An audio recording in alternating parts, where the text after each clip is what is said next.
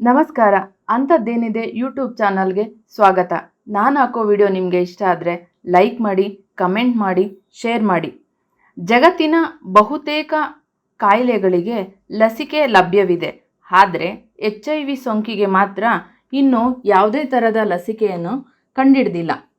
HIV ಹೇಗೆ ಬರುತ್ತೆ? ಅಸುರಕ್ಷಿತ ಲೈಂಗಿಕತೆಯಿಂದ ಬರುತ್ತೆ.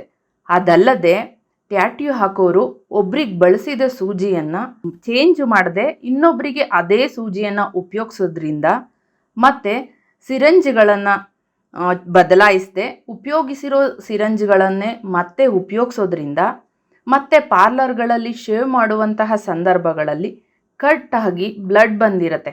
ಆ ಬ್ಲಡ್ ಬಂದಿರುವಂತಹ ಬ್ಲೇಡನ್ನು ಚೇಂಜ್ ಮಾಡಿ ಇನ್ನೊಬ್ಬರಿಗೆ ಅದೇ ಬ್ಲೇಡಿಂದ ಶೇವ್ ಮಾಡೋದಕ್ಕೆ ಬಳಸೋದ್ರಿಂದ, ಇನ್ನು ಬ್ಲಡ್ ಡೊನೇಟ್ ಕ್ಯಾಂಪ್ಗಳಲ್ಲಿ ಟೆಸ್ಟ್ ಮಾಡದೆ ಬ್ಲಡ್ ಶೇಖರಣೆ ಮಾಡಿ ಇನ್ನೊಬ್ಬರಿಗೆ ಅದನ್ನು ಬಳಸುವ ಮುನ್ನ ಬ್ಲಡ್ ಟೆಸ್ಟ್ ಮಾಡದೆ ಬ್ಲಡ್ ಹಾಕುವುದರಿಂದ HIV ಕಾಯಿಲೆಗಳು ಒಬ್ಬರಿಂದ ಒಬ್ಬರಿಗೆ ಬರುತ್ತವೆ. 1997 ಮೇ 18 ಬಿಲ್ ಕ್ಲಿಂಟನ್ US ಅಧ್ಯಕ್ಷ ವಿಶ್ವ ಏಡ್ಸ್ ಲಸಿಕಾ ದಿನ ಎಂದು ಘೋಷಣೆ ಮಾಡಿದ್ರು. HIV ರೋಗ ಪತ್ತೆ ಹಚ್ಚುವುದು ಹೇಗೆ? ಮೊದಲನೇ ವಿಧಾನ ಸಂಪೂರ್ಣ ರಕ್ತ ಎಣಿಕೆ ಪರೀಕ್ಷೆ, ಕಂಪ್ಲೀಟ್ ಬ್ಲಡ್ ಕೌಂಟ್. ಸಂಪೂರ್ಣ ರಕ್ತ ಎಣಿಕೆ ಪರೀಕ್ಷೆ ಮಾಡಿಸುವುದರಿಂದ ನಮ್ಮ ರಕ್ತದಲ್ಲಿರುವ ಕೆಂಪು ರಕ್ತ ಕಣಗಳು ಮತ್ತು ಬಿಳಿ ರಕ್ತ ಕಣಗಳ ಕೌಂಟ್ಸು ಎಷ್ಟಿದೆ ಅಂತೇಳಿ ಗೊತ್ತಾಗತ್ತೆ. ಆ ಕೌಂಟ್ಸನ್ನು ನೋಡಿ ವೈದ್ಯರು ಕೌಂಟ್ಸಲ್ಲಿ ಏನಾದರೂ ವ್ಯತ್ಯಾಸ ಬಂದಾಗ ಮತ್ತಷ್ಟು ಪರೀಕ್ಷೆಗಳನ್ನು ಮಾಡಿಸೋದಕ್ಕೆ ಸೂಚನೆ ಕೊಡ್ತಾರೆ. ವಿಧಾನ HIV P24 ಆಂಟಿಜೆನ್ ಪರೀಕ್ಷೆ. HIV P24 ಆಂಟಿಜೆನ್ ಪರೀಕ್ಷೆಯಿಂದ HIV ಸೋಂಕು ಪಾಸಿಟಿವ್ ಅಥವಾ ನೆಗೆಟಿವ್ ಅನ್ನು ತಿಳಿದುಕೊಳ್ಳಬಹುದು.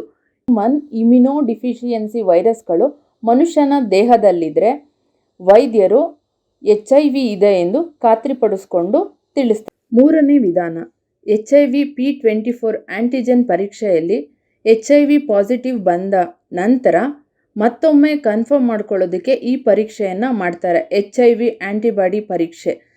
ಈ ಪರೀಕ್ಷೆಯಲ್ಲಿ ಕೂಡ ಪಾಸಿಟಿವಿಟಿ ಬಂದಾಗ ಕೂಡಲೇ ಚಿಕಿತ್ಸೆಯ ಅವಶ್ಯಕತೆ ಇದೆ ಅಂತೇಳಿ ಚಿಕಿತ್ಸೆಯನ್ನು ಶುರು ಮಾಡ್ತಾರೆ.